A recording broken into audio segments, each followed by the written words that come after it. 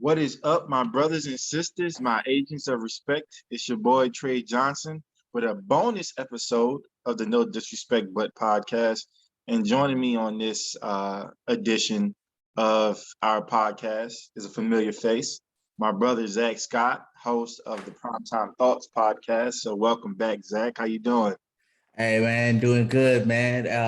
Hey, like Trey said, this is a bonus. Like this literally just happened because we saw each Trey saw my tweet on Twitter about how the finals matchup, the WNBA finals matchup is about to happen, and we've been following the whole season, and we've been going back and forth about the season all year now. So man, we finally here.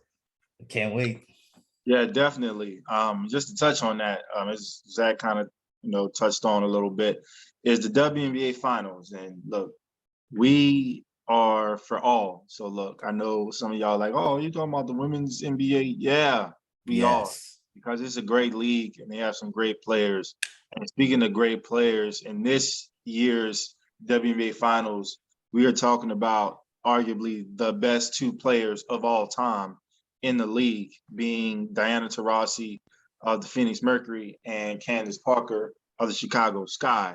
Um, but before we even talk about the WNBA Finals, man, I got to talk about Game 5, Las Vegas Aces, Phoenix Mercury.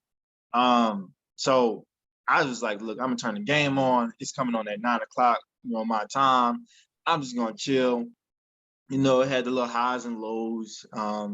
Third quarter, Vegas comes out strong. And I'm like, oh, man, I don't want Vegas to win. And it's funny because, they used to be the San Antonio Silver Stars. And so a lot of my feed is Spurs fans. So obviously they're cheering for Vegas. And I'm like, no, I want Phoenix to win, man. And when it looked like Vegas was going to run away with it, Jackie Young did what you're not supposed to do. You don't talk to the GOAT. You not talk to the GOAT. Not that person, not that one. And she started talking trash, Zach. And as MJ said once upon a time, I took that personally. And clearly Diana Taurasi took that personally. I think she went on an 8-0 run by herself. Yo. Clutch defensive sequence where I don't know why Liz went up with that sauce layup, whatever. But anyways, I would say she just got intimidated by the GOAT, despite the size difference. And Deanna got a block, contested another layup, which was a miss, and then came down and hit her dagger three. And obviously BG coming up with the clutch block at the end to seal the victory. But just kind of give me your thoughts on that matchup, just kind of that Game 5, because it was an electric atmosphere. I think it was a little bit under 10,000 fans in the arena. So obviously it was quite loud and quite energetic. But what were your thoughts of that matchup and that game in particular? Hey, that matchup, we went into this thinking like this could be a finals matchup, and wherever they play each other, like it's gonna be a great matchup. It's gonna come down to that Game 5, and it's gonna be a very close series, and it's gonna be whoever has that momentum. And like you said, the GOAT, Diana Taurasi, she just turned it on. She just went to that other side where we seen her greatness, and she was like, I'm not going out like that.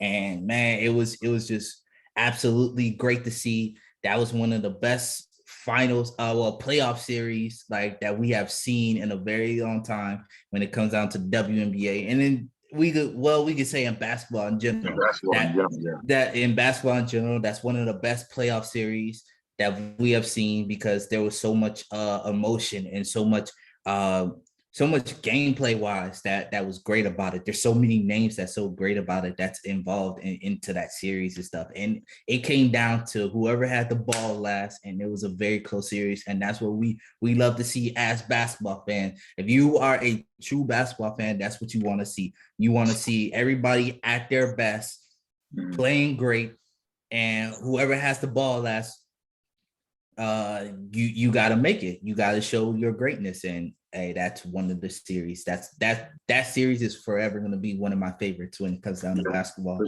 For sure. And I guess before we talk about the finals match, we got to give the Chicago Sky a little bit of love for them pretty much handling business against the number one seed in the entire playoffs. The Chicago Sky beating the Connecticut Sun in 4. And for those of you that don't know, WNBA playoff bracket, once you get to the semis, is best out of 5. So Chicago did end up winning that series 3-1, pretty much getting dominant play from their best players. And typically when that happens, you're going to win. That being Candace, that being Vandersloot. I'm trying to think of the last name of their big 3-point shooter right now. It's escaping me. For the Suns or for the Sky? For the Sky. So you said Candace Parker. Yeah. There's Vandersloot, point guard. Yeah. Okay. Blue. And then Cooper. That's what it is. Yep. So when your best players play well, you're pretty much going to win more times than not. And Chicago really did that. I was just excited, for Candace. I've been a big fan of hers since her days at Tennessee. I'm not ashamed to say I had a crush on her. I still do, kind of, even though I'm a married man, but it's okay. And it's one of those things where it's not even, of course she's a beautiful woman, but I love the game. First time I watched her, being able to give it to you inside, outside, be the ball handler, be the role person. Like, any way you want it, she can give it to you. And it transferred from high school to college. First year in the WNBA, winning Rookie of the Year and MVP that season.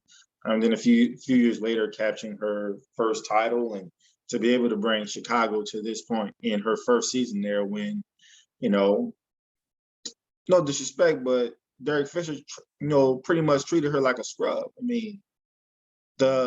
Arguably the best player of all time, getting DNPs and not playing in crunch time minutes. That's not how you treat someone who has put so much in the league and for that franchise. And so, how they say Brian, he always uses the washed king.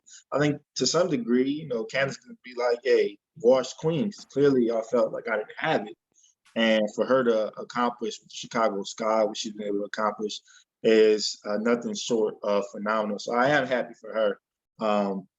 But now that we think about this matchup, Phoenix Mercury, Chicago Sky, this is first time they've played each other in the finals since 2014. So there's a rematch, which, as a Spurs and Heat fan, respectively, is probably good news for us, because that means our teams might be back playing each other in the finals, especially my team, because yours was in there a couple of years ago, but it's been a long time since we've been close to tasting that champagne. But finals rematch, but obviously different teams as far as the Chicago Sky is concerned. They were led by Alina Deladon back then. Now they're being led by Candace Parker. But Phoenix Mercury, the standard is the standard. You still have the GOAT, Diana Taurasi. And then you have Brittany Griner, who, when they won the title in 2014, was in her second season. And so it's been a long time coming for her as far as getting back to it. So what are your thoughts just on the surface of the series? On the surface of the series, I really think when it comes down to it is who's gonna be better, like point guard wise. Ooh. Because we have two great point guards and Cooper for the Sky, but then we also have another great point guard in Skylar Diggins-Smith for the Mercury. So I think when it comes down to it, who's going to be the better floor general, who's going to be better at getting everybody else involved and whatnot, and who's going to limit the turnovers and keep their emotions in check. Because this is going to be a very tough series. There's a lot of players where this is going to be their very first final, so it's going to be very hard to keep their emotions in check. And that's all throughout sports, especially when you're playing for a championship. You have to be able to keep your emotions in check throughout the whole series, know when to let it go, and then when to, like, okay, let me stay focused and focus on the game plan. And then but yeah, I feel like as the floor generals, they have to very much so be mindful of what's the game plan, what can I take advantage of and whatnot. And then when it comes down to it, I still feel like this is going to be a very close series, because both these teams have great defense. They got a man up, or they could run zone. We haven't seen that much zone from the WNBA wise, but don't be surprised if we see a zone in this series, like how the Heat tried to run the zone. Well, ran the zone throughout that playoff run to the finals, but then once you get to the finals, it was just those veterans from the Lakers, they knew how to break down the zone and they weren't moving around as much. So I feel like with the WNBA, they're very much more fun. They're better fundamental wise. Yeah, fundamentally. So their zone is not going to be so easy to break. True. So it's going to be very interesting to see if one of these teams break out a zone and see how this goes. Definitely. And I'm kind of on the same wavelengths as you as far as guard play is going to be big in this series. I know Vandersloot with Chicago Sky. I mean, like I said, she's a point guard, and she does a great job in getting the other star players into position. Now, Skylar worries me. Now, I know she's put some work in this league, and she's one of the best guards to ever play the game. But down the stretch in that game 5, I was pulling my hair out like, look, I just need Diana to touch the ball. Because it was, Skylar seemed a little bit indecisive. Do I shoot it? Like, she would get to the rim, but then fade away from the rim and wasn't finishing well and had some turnovers that could have really been costly down the stretch. And obviously, you got to know that Chicago Sky, they're going to, one, make it difficult on the guards because they don't want them to get the ball in the paint. So there's going to be a lot of double teams. We saw Vegas do that, shade some people over to Brittany Griner's side to make that post entry pass kind of difficult. But also they're going to try to, deny Diana as much as possible. And so it's going to be on guards like Skylar Diggins-Smith and Petty to be able to step up. And I think the 3-point shot is going to be really big in this series because you have two forces that can dominate inside. You have Brittany Griner, and obviously, Candace can dominate inside when she wants to. But she can also give you a dose of the outside shot. And that's where somebody like, I guess, Quigley, that's who I was thinking about before, Quigley can come into play for Chicago, one of the best 3-point shooters ever in the history of the game. Yeah. And she can make things a little tough if, you let her get loose now. Yeah. So defensively is going to be a big issue. Definitely, I mean, I would say Chicago definitely have to worry about post entry passes and Brittany Griner getting inside because I don't care who you are. Once she gets the ball inside, you're not stopping her. I mean, we saw that, this past series against Vegas. She's going up. She's 6'8", going up against 6'9", and it really didn't matter. And Chicago doesn't really have anybody as much that's that big of a force as a Liz Cabbage is or even Aja Wilson is. And so I do think Phoenix is going to do a lot to force feed Brittany Griner, which, again, is going to bring a lot of double teams. And Phoenix has to show that they can knock down the deep ball because if they don't, it's going to be tough for them to win this series because on the other end, Chicago does have the outside shooting that you would need. And that's something that they're going to need because obviously you want to stay away from the paint as much as possible with Brittany Griner down there. And obviously defensively, I think Phoenix needs to do a much better job defending the pick and roll. You saw Vegas run the same set every single time where whoever Brittany Griner was guarding, they ran pick and roll with her, and they kept putting her in decisions where if she went out and got the guard, they threw it to the big.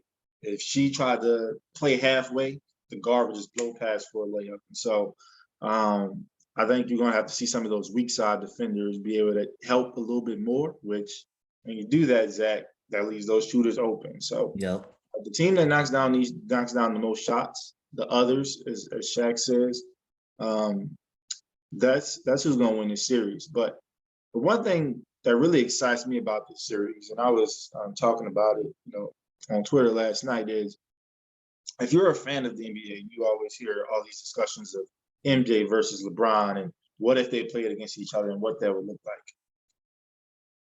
This is our chance to see that in a way. When you look at Diana Taurasi and her career and in a way being an undisputed GOAT. I mean, obviously you got, Cynthia Cooper, Cheryl Swoops, Lisa Leslie, but nobody's done it quite like Diana Taurasi. That win last night put her at 16-2, which is by far the best record in win or go home games. And she averages, I believe, 22, 23 points in a game, which leads the history of the league in that category. So not only does she win those big time games, she steps up and shows out. And then you have Candace Parker, who, like I said, first year, Rookie of the Year, MVP, champion, should be a Defensive Player of the Year. She never gets it, but she really should. So two-way player. And she's done everything. I mean, she's top. Candace Parker was a previous Defensive Player of the Year, but Yeah. she should. But I feel like she didn't get it this year. It's because of that injury, that ankle injury that she suffered earlier in the season. So she missed so much time. That's why. Exactly. And so it's one of those things where you're seeing the top two in the history of the game. We can, like I said, we can debate the others and put, the Coops and the Swoops and Leslie's in that conversation. And I'm all for that. But as far as what I've seen from the game, and I've been watching the WNBA pretty much since its first years. Yep. I haven't seen anyone better than these two, as consistent as long.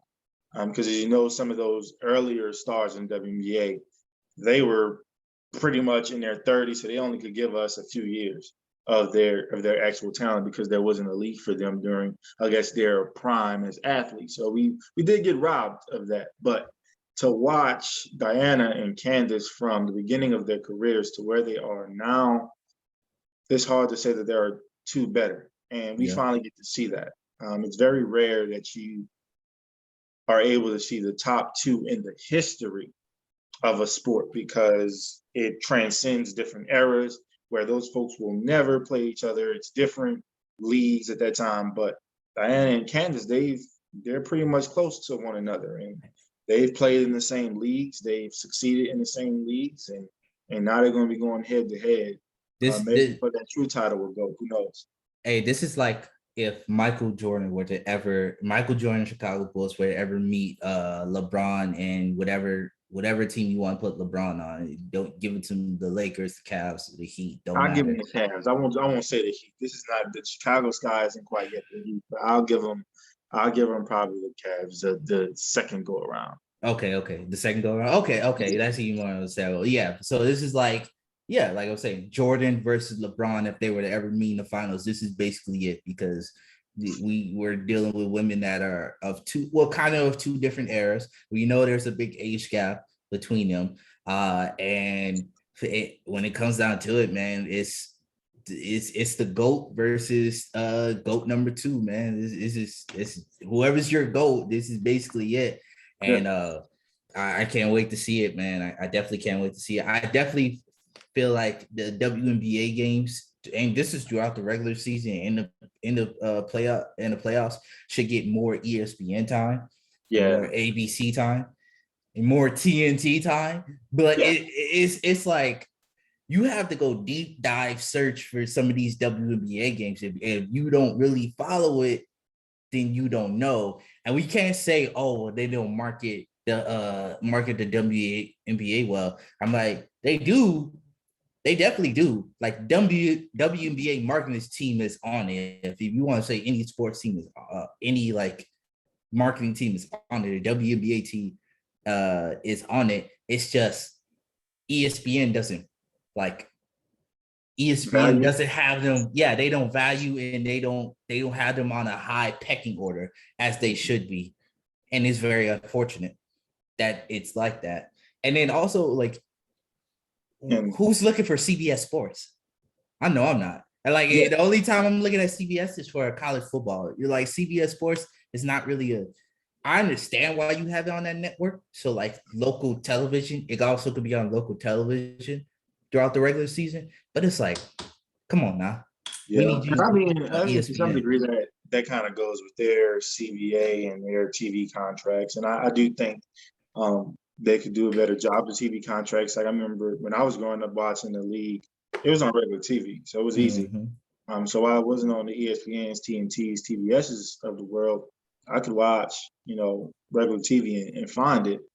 But even when, now that we're in the era where you can, watch them on different streams, like they had the friggin' Cincinnati Temple game on the main ESPN channel. And I get it, it's college football, but watching the Vegas Aces and Phoenix Mercury and win a go-home game, it's going to be a lot more entertaining, at least in my opinion, than watching Cincinnati do what they did, which was thump Temple, a far superior or far inferior team than they were. So I think, to your point, some of these major networks, they just have to put more value in the WNBA, especially during the regular season. I feel like the Commissioner's Cup should always be something that's, a big-time game that we're seeing, because obviously it's important for their league. And some of those primetime matchups. I know we were robbed a little bit this year with some of the injuries to the stars, but as much exposure as we can give the WNBA, the better. Because again, this series, and it's going to be on ABC first of all, so that's a win, I would say. It's going to be on ABC on Sunday. So look, the Saints play the noon game, which worked for me because then I can watch the opening game of this series on ABC, and I'm looking forward to it. And kind of on that note, let's just get into it. Who do you think wins tomorrow, and who do you think wins the series, and how many games? I feel like the Chicago Sky wins tomorrow's game. The Mercury wins series. Okay.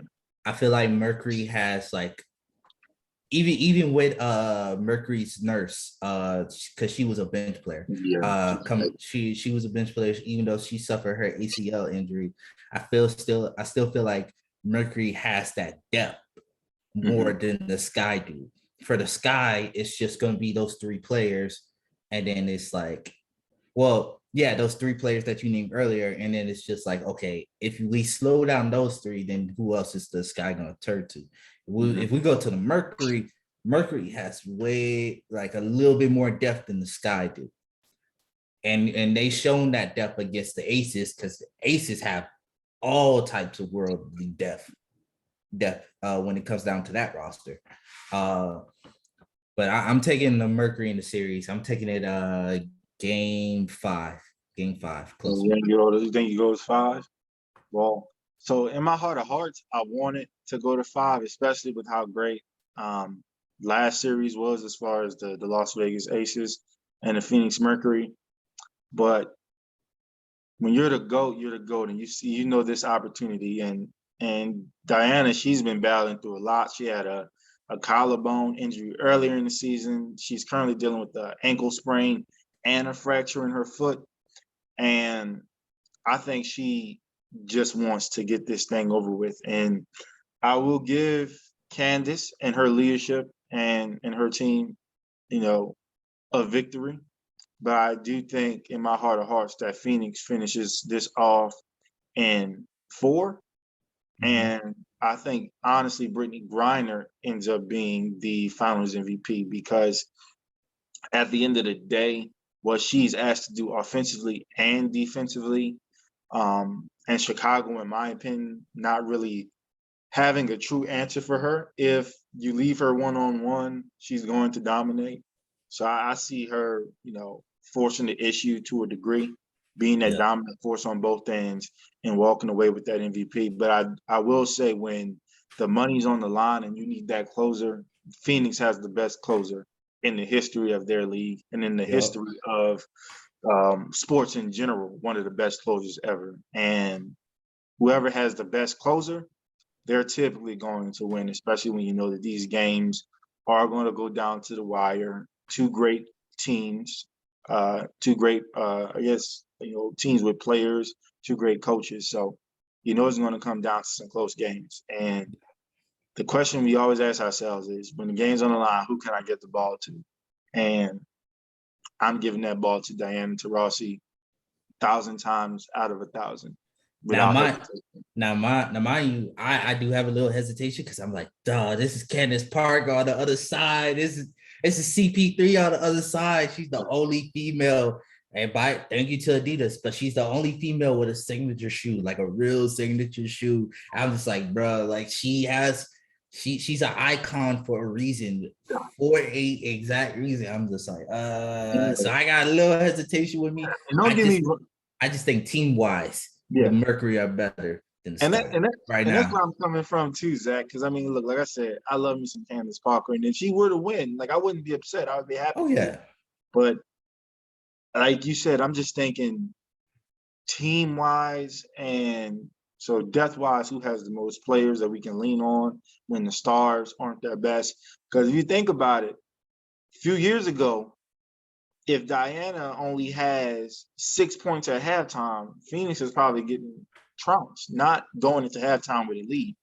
So you can clearly see that those teammates have stepped up. I mean, Petty stepped up. They call the playoff Petty. Skylar, she had her struggles.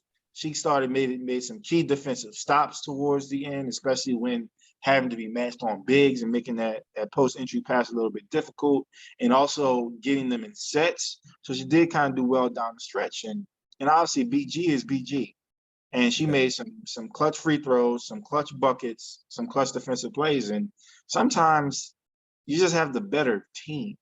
And Yep. when you have the better team and the better closer, it's a little bit too much, in my Yep. opinion. So Candace, I love you, and I wish you and the Chicago Sky the best. But I'm sorry, I got to go with the Phoenix Mercury on this one. Yeah, yeah, I definitely agree with that.